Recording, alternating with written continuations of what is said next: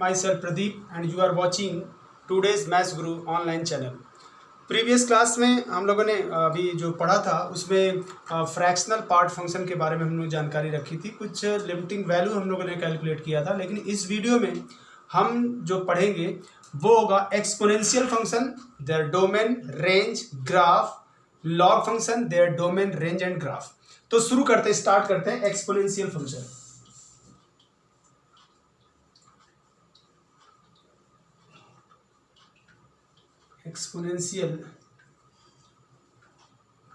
exponential function, the function is defined by fx a power x, ठीक।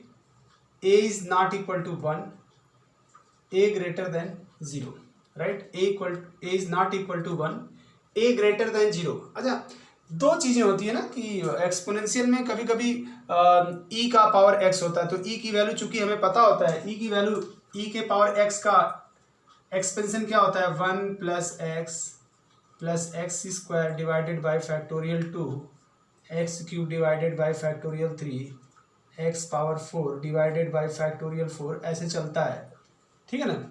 अगर हम बोले कि x इक्वल्स टू 1 रख दें तो e का पावर 1 मतलब e की जो वैल्यू होगी 1 plus 1 divided by factorial 2, 1 divided by factorial 3, 1 divided by factorial 4, like this. अच्छा, ये जो डिनोमिनेटर है ना वो ऑलवेज फैक्टोरियल 4 मतलब आपका 24 हो गया, फैक्टोरियल 3 मतलब 6 हो गया, फैक्टोरियल 2, इसका मतलब जो e की वैल्यू है, ठीक है, greater than 2 but less than 3, 2 से ज़्यादा और 3 से कम होती है।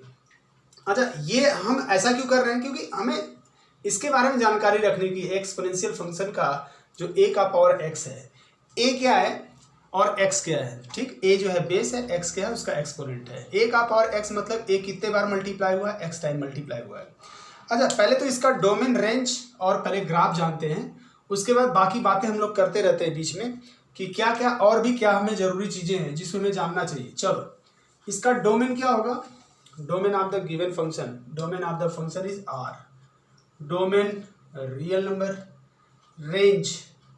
रेंज ऑफ द फंक्शन ये कितना होगा, तो 0 से इनफाइनाइट, 0 से इनफाइनाइट। अच्छा, इसके दो ग्राफ होंगे, इफ a ग्रेटर देन 1, ठीक, a ग्रेटर देन 1 होगा, एक से बड़ा, तो इसका ग्राफ जो होगा वो ऐसा होगा, राइट। यहाँ पे कितना 0,1, ये आपका x एक्सिस और ये आपका y axis. y is always greater, x negative भी हो सकता है। जैसे मैं आपको बोलूँ इफ a इक्वल्स टू 2, तो 2 का पावर a, अगर हम 2 का पावर x लिखें, अगर y को, x को अगर हम बढ़ाएं तो y भी बढ़ेगा, अगर x को कम करें तो y कम होगा, लेकिन निगेटिव कभी नहीं होगा। जैसे देखो x की वैल्यू को हमने -2 रख दिया, ठीक है, तो y इक्वल्स टू 2 का पावर -2 दैट इज 1/2 का पावर 2 दैट इज 1/4। निगेटिव नहीं हो सकता, मीन्स y कभी भी निगेटिव नहीं होगा। x हमारा चाहे निगेटिव हो चाहे पॉजिटिव हो। अच्छा, इसको इंक्रीजिंग फंक्शन भी बोलते हैं, देखो स्ट्रिक्टली इंक्रीज कर रहा है, अभी आगे हम लोग पढ़ेंगे ना इंक्रीजिंग डिक्रीजिंग, ठीक है ना। तो इंक्रीजिंग डिक्रीजिंग के लिए भी हमें फंक्शन का आना बहुत ही जरूरी है, चाहे मैक्सिमा मिनिमा हो चाहे इंक्रीजिंग डिक्रीजिंग हो, ठीक है ना। इन सब में हमें फंक्शन का अच्छे तरीके से आना बहुत ही नितांत आवश्यक है। ये इंक्रीजिंग फंक्शन है, देखो x को बढ़ा रहे हैं तो y ग्रेजुअली क्या कर रहा है, बढ़ रहा है।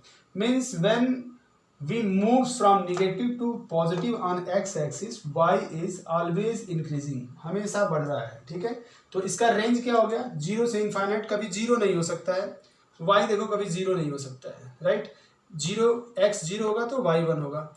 y 0 कहाँ होता है, x एक्सिस पे होता है, तो अगर y 0 होता तो ये ग्राफ कहीं ना कहीं इस x एक्सिस को कट जरूर करता है, राइट। दूसरा, ये तो एक ग्राफ ऐसा हो गया। दूसरा ग्राफ क्या होगा, अगर a की वैल्यू देखो लिखा है ना, ये फंक्शन किसके लिए डिफाइंड है, a is not equal to 1, a greater than 0। Range, domain का मतलब क्या, x की वैल्यू, ये जो है उसका ना, ये बेस है, a क्या है, इस x का बेस है, x क्या है, इसका एक्सपोनेंट है। तो बोला कि a is not equal to 1, क्योंकि 1 का पावर कुछ भी रखोगे तो ऑलवेज 1 ही आएगा, राइट। तो इसलिए a को 1 नहीं रखना है क्योंकि कोई चेंज नहीं हो रहा है। ए ग्रेटर देन जीरो, तो ए ग्रेटर देन जीरो का मतलब हो गया ए ग्रेटर देन वन, एक तो ये ले लिया।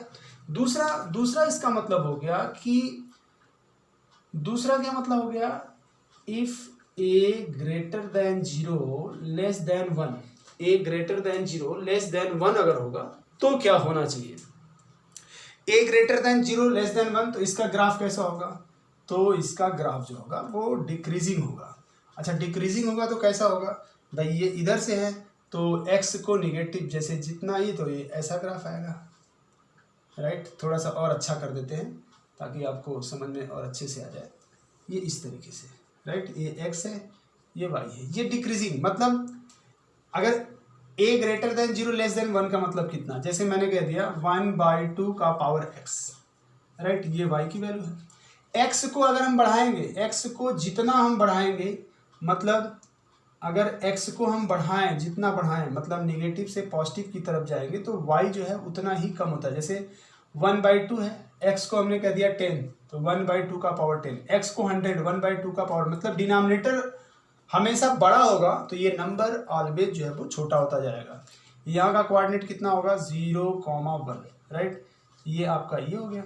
तो ये एक्सपोनेंशियल फंक्शन के लिए आपका ऐसा, यहाँ पे क्या है, x greater than zero, y greater than zero, देखो इसमें भी x पॉजिटिव y पॉजिटिव, इसमें क्या x negative but y positive, right, y जो है वो प्लस होगा, ऐसा। तो ये दोनों एक्सपोनेंशियल फंक्शन के है ना, ऐसे इनके ग्राफ, अगर a ग्रेटर देन जीरो होगा तो इसका ग्राफ ऐसा होगा, अगर a 0 से 1 के बीच में होगा तो इसका ग्राफ ऐसा होगा। अब आते हैं थोड़ा सा इसके आगे चलते हैं, जहाँ पर कि हम लॉग की बात करेंगे कि लॉगरिथमिक फंक्शन कैसा होगा, उसका डोमेन क्या होगा, उसका रेंज क्या होगा, उसको भी थोड़ा समझते हैं, राइट। एक्स जो एंटी होता है ना, लॉग का जो एंटी होता है वही एक्सपोनेंट होता है। जैसे अब लॉग को समझने की थोड़ा कोशिश करेंगे, जैसे हमने कह दिया कि y इक्वल्स टू a का power x, how to convert this exponent into log, इस एक्सपोनेंट को हम लॉग में कैसे चेंज करेंगे उसको हम समझते हैं। पहले देखो है क्या, सबसे बड़ी चीज होती है कि हमें यह समझना होगा कि सेम बेस पे दोनों तरफ लॉग ले लेते हैं। अब चेंज करने का तरीका सीखते हैं, तो क्या हो जाएगा log y बेस a, ये कितना हो गया log a power x base a, ठीक, ये कितना हो गया log y base a equals to x log a base a, ठीक है, सेम बेस और उसका log, तो इसकी वैल्यू कितनी हो जाएगी 1, इसका मतलब हो गया log y base a equals to x, right, ऐसा। तो हम log को अब डिफाइन करते हैं, लॉगरिथमिक फंक्शन,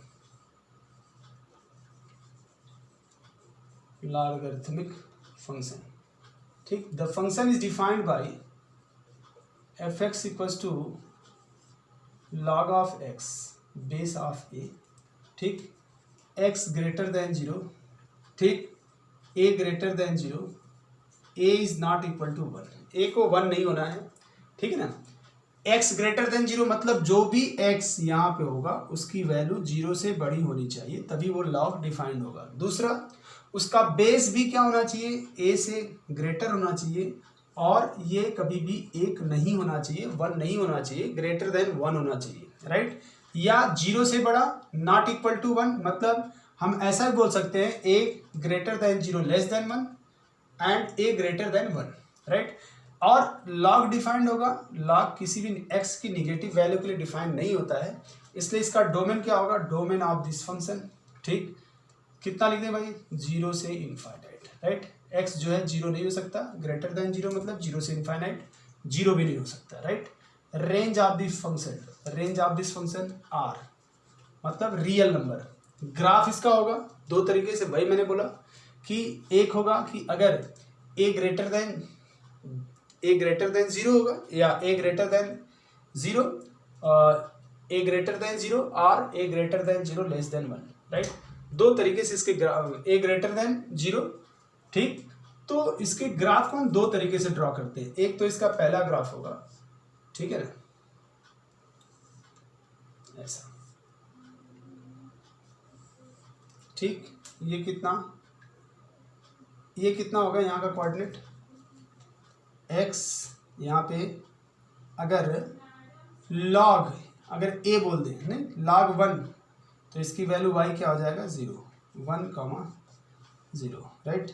अच्छा, अब एक चीज़ हम ध्यान रख लेंगे, एक चीज़ ध्यान रखेंगे, ये ग्राफ कब होगा, जब when a greater than 1,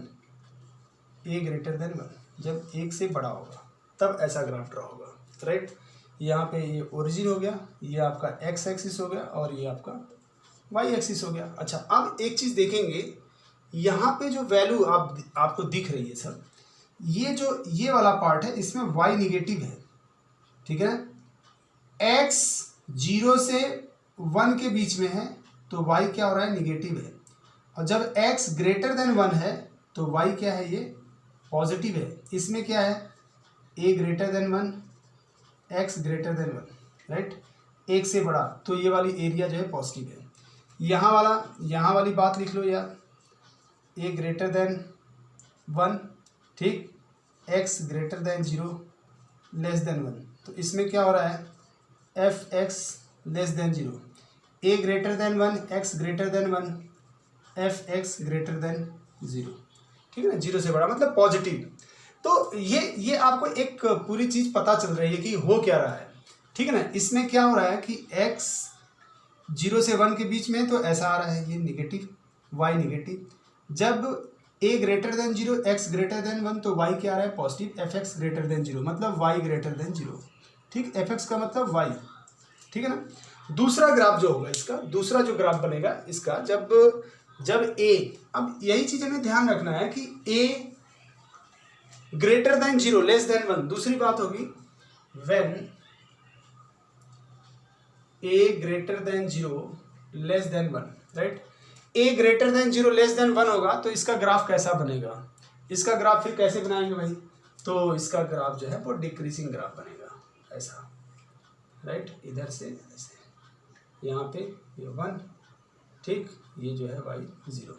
अच्छा, अब एक चीज़ ध्यान दो, यहाँ पे क्या है, यहाँ की वैल्यू क्या है, x greater than 0 less than 1, a greater than 0 less than 1, f(x) greater than 0 मतलब ये पॉजिटिव है, राइट। अब यहाँ से ये निगेटिव है, अब क्या लिखेंगे भाई, बात तो वही है, यहाँ के लिए क्या लिखेंगे, ये वाला पार्ट तो इसका हो गया। अब इसके इधर जो बन रहा है a greater than 0 less than 1, x greater then 1, f(x) less than 0, ठीक है, y इसमें कम हो रहा है। तो हमें ये बात समझ में आ गई, ठीक है ना भाई, कि जो भी वैल्यूज़ होंगी वो रियल नंबर इसका रेंज होगा, इन बातों पे जो है वो डिपेंड करता है। यहाँ पे आपका x एक्सिस हो गया और ये आपका y एक्सिस हो गया, ठीक है। कोई बोले log 1/1000 बेस 10 की वैल्यू बताओ, तो वेरी सिंपल है ना, बहुत ज़्यादा सिंपल है। तो हमने क्या लिख दिया, log 10⁻³ बेस 10, तो इसकी वैल्यू कितनी होगी, -3 log 10 बेस 10, इसकी वैल्यू कितनी हो गई 1, तो ओवरऑल वैल्यू कितनी हो गई -3, ये इसकी वैल्यू आ गई -3, ठीक है। तो log में सिर्फ अभी हमने को क्या रखना है, डोमेन, रेंज और उसका ग्राफ हम लोगों को समझ में आना चाहिए। और उस पर मैं जो है कुछ क्वेश्चंस भी आपको बता सकता हूँ, पहले आप एक आध दो क्वेश्चन चाहें तो आप नोट कर सकते हैं और उस क्वेश्चन को सॉल्व करते हुए हम लोग आगे बढ़ते हैं, राइट। जैसे फाइंड द डोमेन, लिख लेना, find the domain of the function f(x) 1/log, पहले इसको सॉल्व कर लेते हैं, एक डोमेन और रेंज सॉल्व कर लेते हैं, उसके बाद जो है फिर आगे बढ़ते हैं।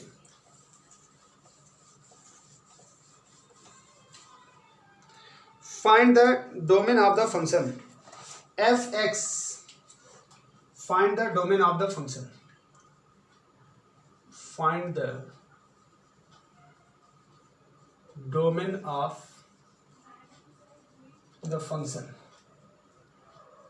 f(x) 1/log 1 - x base 10 plus, under root x minus 2। ठीक है भाई, इसका डोमेन हमें फाइंड आउट करना है। ठीक है, अब देखो करना क्या है, इसका डोमेन और रेंज हम कैसे कैलकुलेट कर लेंगे, ये बात हम लोग ध्यान रखेंगे। अच्छा, इसमें दो फंक्शन काउंट होता है, ठीक है ना। एक तो ये कि ये रेशनल टाइप भी है, दूसरा ये log 1 माइनस एक्स बेस 2। इन दोनों फंक्शन का डोमेन हम सॉल्व कर लेते हैं। दोनों फंक्शन में x की वो वैल्यू जो दोनों फंक्शन को सेटिस्फाई करती है, वही इसका ओवरऑल डोमेन लिखा जाएगा। जैसे मैंने इसको सॉल्व किया तो क्या लिखेंगे, पहले log 1 minus x base 10 not equal to 0, ये 0 नहीं होना चाहिए। ठीक, and 1 minus x greater than 0, ऐसा भी होना चाहिए। 1 माइनस एक्स ग्रेटर देन 0 मतलब x minus 1 less than 0, x less than 1। अच्छा, x लेस देन 1 लेकिन x is not equal to 0, right. x less than 1 but not equal to 0, तो आप क्या लिख सकते हो, हम ऐसे भी बोल सकते हैं minus infinite to 1 except 0, minus infinite to 1 except 0, 0 को छोड़ करके। अच्छा, अगर हम बोलें कि अगर x की वैल्यू को 1 रख देंगे, x की वैल्यू क्या 1 रख देंगे तो ये 0 हो जाएगा, ठीक है ना, और जबकि वो डिफाइंड वहाँ पे नहीं हो रहा है। अच्छा, इसको सॉल्व करते हैं, x minus 2 greater than 0, x greater then 2, ठीक है ना, 2 से इनफाइनाइट। अच्छा, अब इसका डोमेन होना क्या चाहिए, डोमेन क्या होगा ये हम लोगों को बताना है। ठीक है, तो इसका डोमेन क्या लिख दिया जाए भाई, जो दोनों को सेटिस्फाई करे।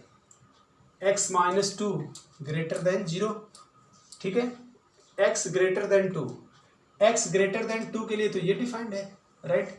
अच्छा, x लेस देन 1 के लिए ये डिफाइंड है, ठीक है भाई। तो अब ये बताओ कि दोनों में x की ऐसी कौन सी वैल्यू है जो कॉमन है।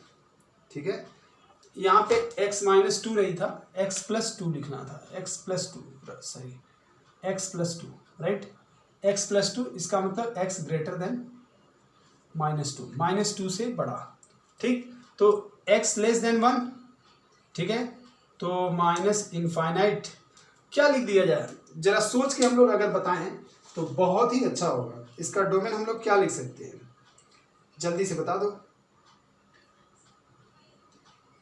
अरे x लेस देन, पहले इसका लिखो, x लेस देन 1, इसका मतलब क्या, minus infinite to 0 union 0 to 1, ऐसे भी कर सकते हैं।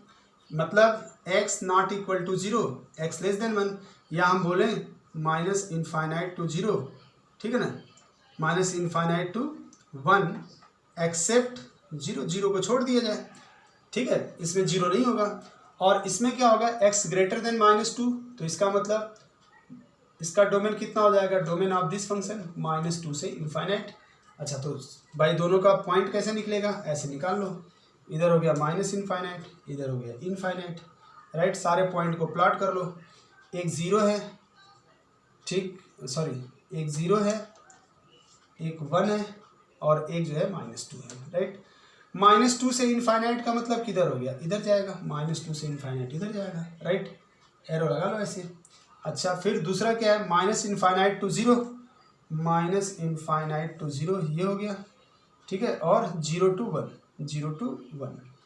मतलब 0 नहीं होगा तो मतलब इसको छोड़ दो, 0 to 1, जहाँ पे 3 लाइन दिखता है वही आपका डोमेन हो जाएगा, जहाँ पे 3 लाइन आपको दिख रहा है वही आपका डोमेन हो जाएगा। तो क्या लिखेंगे, माइनस इनफाइनाइट कितना लिखेंगे, माइनस 2 से 0 और 0 से 1, ठीक है। 3 लाइन कहाँ से दिख रही है, ये आपको 3 लाइन दिख रही है, ऐसा, ये हो गया, ये हो गया और ये हो गया, लेकिन हमें उसमें 0 नहीं लिखना है, तो डोमेन ऑफ दिस फंक्शन कितना हो जाएगा, -2 to 0 यूनियन 0 to 1, ऐसा। तो ये हमने डोमेन फाइंड आउट कर लिया। हमेशा ध्यान रखेंगे जब भी आप क्वेश्चन को सॉल्व करते हैं तो आप इस चीज़ को बराबर ही ध्यान देंगे, log 1 minus x base 10 is not equal to 0, right. अच्छा, अगर हम बोलें 1 माइनस एक्स 10 का power is not equal to 10 का पावर 0, 10 का पावर 0 मतलब 1, right. 1 minus x not equal to 0, right. 1 minus x 0 नहीं होना चाहिए, means 1 minus x less than 0, ऐसा x minus 1 less than 0 means x less than 1, x less than 1 but x not equal to 0, x 0 हो जाएगा तो ये 1 हो जाएगा, तो x नॉट इक्वल टू 0, तो हमने इसका डोमेन लिख दिया पहले वाले फंक्शन का ये, ठीक। दूसरे वाले फंक्शन को सॉल्व करते हैं, under root x plus two greater than 0। आपको कल प्रीवियस लेक्चर्स में मैंने बताया था कि जो स्क्वायर रूट के अंदर होता है वो 0 से बड़ा उसकी वैल्यू हम रखते हैं, उसी के लिए वो डिफाइंड होता है। तो x ग्रेटर देन -2 आ गया, तो इसका डोमेन क्या है, -2 से इनफाइनाइट। अच्छा, दोनों का कॉमन एरिया निकालना है, दोनों का कॉमन एरिया निकालना है, तो जितने भी पॉइंट है उसको इस पर प्लॉट कर लो। एक 0 है, एक 1 है और एक -2 है, तो सबसे छोटा -2 है, 0 है, उसके बाद ये 1 हमने लिख दिया यहाँ पे। अच्छा, अब हमें ये देखना है कि भाई कैसे कैसे है, तो -2 से इनफाइनाइट किधर जाएगा, यहाँ से लेकर के इधर जाएगा भाई, -2 से इनफाइनाइट। अच्छा, माइनस इनफाइनाइट टू 0, तो इधर -इनफाइनाइट टू 0 ये हो गया, सॉरी -इनफाइनाइट टू 0 यहाँ तक, फिर 0 से 1, ये दोनों ओपन इंटरवल है। तो इसका मतलब ये होगा जहाँ से 3 लाइन आपको देखे वही आपकी कॉमन रीजन है, कह लें कॉमन इंटरसेक्शन पॉइंट वही है। तो हमें क्या दिखा, -2 से 0 और 0 से 1, राइट। और तीनों जो है वो ओपन इंटरवल में है ऐसे, तो हमने लिख दिया कितना, -2 से 0 यूनियन 0 से 1, ये इसका पूरा डोमेन आपको सॉल्व होकर निकल गया, राइट भाई। अब आगे बात करते हैं, आगे जो हम लोग सॉल्व करेंगे उसमें आएगा आपका ट्रिग्नोमेट्रिकल फंक्शन। ट्रिग्नोमेट्रिकल फंक्शन के लिए हम लोग देखेंगे तो जितने भी फंक्शंस हैं ट्रिग्नोमेट्रिक के, जितने भी फंक्शन हैं उनके डोमेन, रेंज और उसका ग्राफ, ये हमें जानना जरूरी है। और फटाफट इसको कर लेंगे क्योंकि ये तो 11th का ही पार्ट है, आपको पता भी होगा, ठीक है। तो ये हम लोग आज इसको सॉल्व कर लेते हैं, और इसका डोमेन, रेंज और इसका ग्राफ ये अपना इतना रहा। कभी कभी होता है क्या है, 2 फंक्शन देता है प्लस ऐसे करके, तो हमको डोमेन रेंज फाइंड आउट करना, सिर्फ और सिर्फ क्या, दोनों फंक्शन का डोमेन अलग अलग निकाल लेंगे और x की वो वैल्यू जो दोनों फंक्शन को सेटिस्फाई करती है, दोनों फंक्शन के डोमेन को सेटिस्फाई करती है, means intersection point of x which satisfy the both the functions, that is the domain of overall, ठीक है। तो आप ऐसा बोल सकते हो। नेक्स्ट अपने चलते हैं, अब ट्रिग्नोमेट्रिक फंक्शन की बात करते हैं। और ट्रिग्नोमेट्रिक फंक्शन में पहला फंक्शन जो होता है साइन x, जैसे हमने लिख दिया ट्रिग्नोमेट्रिक फंक्शन में पहला फंक्शन हो गया f(x) साइन ऑफ x, ठीक। इसका डोमेन क्या होगा, domain of the function r, range of the function कितना, -1 से 1, राइट, इतना। अच्छा, कभी कभी आपको होता है ना, जैसे बहुत सारे चीज़ें मैं आपको पूछता हूँ, जैसे मैंने कह दिया x का डोमेन 2 से 3 है, तो 1/x क्या होगा, ठीक है। तो इसको ध्यान रखना है, जब ये दोनों सेम साइन का होगा, तो इसकी साइन ऑफ इनइक्वालिटी चेंज हो जाएगी, 1/3 और इधर हो जाएगा 1/2, राइट। अगर मैंने बोला x greater then -2 less than 3, right, तो 1/x कितना होगा, तो आपको लिखना है ग्रेटर देन -1/2 लेस देन 1/3। अच्छा, अब बात समझ में आ गई। दोनों बातें ये हैं, ये दूसरी बात है। अगर x के दोनों साइड में, इनइक्वालिटी के दोनों साइड में सेम साइन के दोनों नंबर हैं, तो 1/x क्या होगा, तो इनकी साइन ऑफ इनइक्वालिटी चेंज हो जाएगी, 1/3 से 1/2, राइट। अगर दोनों x के इनइक्वालिटी साइन के दोनों साइड में अगर वो अपोजिट साइन के हैं, राइट, तो साइन ऑफ इनइक्वालिटी कभी भी चेंज नहीं होगी, जैसा कि हम ऐसे लिखेंगे। अच्छा, इस पे साइन x का पहले तो हम ग्राफ ड्रॉ कर लेते हैं, उसके बाद मैं आपको कुछ क्वेश्चन इससे बोलता हूँ जिसमें रेंज फाइंड आउट करने को, और उससे आगे हम लोग बढ़ते चले जाते हैं। तो जिनको भी इसमें कोई भी डाउट होगा वो कमेंट बॉक्स में अपने भेजेंगे कि हमें इसमें डाउट है सर, हम इसको जानना चाहते हैं। और वीडियो कैसा लगा आपको ये भी अपने कमेंट बॉक्स में लिखना है। और आपको इजी वे में अगर सॉल्व करके मैंने बताया तो थोड़ा सा आप ये समझिए कि आपका कॉन्फिडेंस बढ़ रहा है कि नहीं, आपको सॉल्व करने में जो भी प्रॉब्लम्स होती है जिस तरीके का, वो आप कमेंट बॉक्स में ज़रूर लिखें। और आपको अगर वीडियो अच्छा लगता है तो वो भी ज़रूर बताएं हमें, और क्या चेंजेस करने हैं आप वो भी हमें बोल सकते हैं, कमेंट बॉक्स में लिख करके आप भेज सकते हैं। बहरहाल हम इसके ग्राफ को ड्रॉ करते हैं। इसका ग्राफ जो होगा वो कुछ ऐसा होगा, यहाँ पे ऐसे चलेंगे और ऐसे सॉल्व करते हुए ड्रॉ करते हुए आगे बढ़ जाएंगे, राइट। यहाँ पे जो पॉइंट होगा 0, यहाँ पे मैक्सिमम π/2, इस पे इसकी वैल्यू कितनी होगी 1, यहाँ पे कितना होगा पाई, यहाँ पे कितना होगा तो 3π/2 और यहाँ पे कितना होगा तो 2π, ठीक। अच्छा, अब यहाँ पे आएगा तो -π/2, ठीक, यहाँ पे -π और यहाँ पे -3π/2, राइट। अच्छा, साइन जो होता है ना वो 2π पीरियाडिक होता है। जितनी वैल्यू, अब देखो साइन x 0 पे क्या है 0, यहाँ पे ग्राफ जो है ये क्या कर रहा है, इंक्रीज कर रहा है। उसके बाद ये ग्राफ कहाँ से इंक्रीज करेगा, यहाँ से। इसका मतलब साइन x, यहाँ लिख दिया फंक्शन, यहाँ लिख दिया पीरियड, ठीक। Function sine x, period 2π, mod sine x तो कितना पीरियड हो जाएगा पाई, साइन स्क्वायर x तो पीरियड कितना हो जाएगा पाई। अब जैसे मॉड साइन x होगा तो जो भी ग्राफ बनेगा, क्योंकि अब ये ग्राफ नीचे नहीं आने वाला है, ठीक। अब यहाँ पे 0 था, यहाँ पे π/2, ठीक है, यहाँ पे आ गया पाई, मतलब यहाँ से ये इंक्रीज कर रहा था, यहाँ से भी क्या कर रहा है, इंक्रीज कर रहा है। तो इसका पीरियड कितना हो गया 0 से पाई पीरियाडिक हो गया। मतलब कहने का ये कि जो वैल्यू वो यहाँ पे देगा, वही वैल्यू फिर वो यहाँ पे देगा, वही वैल्यू फिर ये पाई के बाद, ठीक है, पाई के बाद फिर 2π पे। तो मतलब पाई से 2π के बीच का डिफरेंस कितना होगा, 2π - पाई होगा। बोले कि 0 से पाई के बीच का डिफरेंस कितना होगा, π - 0 पाई होगा।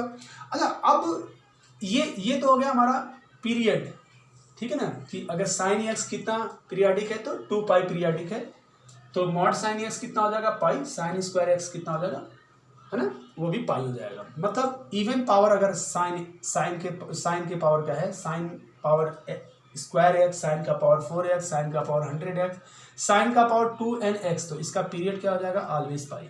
मॉड में साइन x को अगर हम लिख देंगे तो इसका पीरियड क्या हो जाएगा पाई, ठीक है ना। अदरवाइज साइन x का पीरियड जो है वो 2π होगा, ठीक है। अच्छा, साइन 2x, बोले कि साइन 2x का तो यहाँ डिवाइड करते चले जाएंगे, राइट। 2x तो यहाँ कितना हो जाएगा पाई हो जाएगा, ठीक है। 3x तो 2π/3, 4x तो 2π/4, 6x तो 2π/6, राइट। ये इसका पीरियड ऐसे चला जाता है। कहने का मतलब ये कि if f(x + t) = fx, then t is called the period of fx, right? t is called the period of fx, ऐसा। तो ये हम लोग को समझने में ना बहुत ही आसान सा हो गया। और इसके बाद इस पे जो क्वेश्चंस होंगे वो हम लोग आगे करेंगे। इसका रेंज फाइंड आउट करने के लिए वो क्वेश्चंस हम लोग आगे करेंगे, और उसमें देखेंगे कि अगर 1/, जैसे मैंने लिख दिया 1/, sin 2x - 3, इसका रेंज बताओ, ठीक है ना। तो हम उसके रेंज को सॉल्व करेंगे आगे अगले वाले लेक्चर में, अगले वाले वीडियो में। तो इस चीज़ को आप ध्यान रखिए और अपनी प्रैक्टिस करिए। जो भी आपको मैंने बोला ना, जो भी क्वेश्चंस आपको नहीं समझ में आए, जो भी टॉपिक, जो भी डिस्कशन आपको करना है, आप अपने कमेंट बॉक्स में लिखिए। आपको जो क्वेश्चन नहीं आता है उसको फ़ोटो खींचिए और उसको मैं नेक्स्ट टाइम अपना पर्सनल व्हाट्सएप नंबर दूंगा, आप उस पर उस क्वेश्चन को सेंड करेंगे तो उसको मैं सॉल्व करके आपको भेज दूंगा। बहरहाल आज इस वीडियो में इतना ही। Thank you for watching this video. Thank you, have a nice day.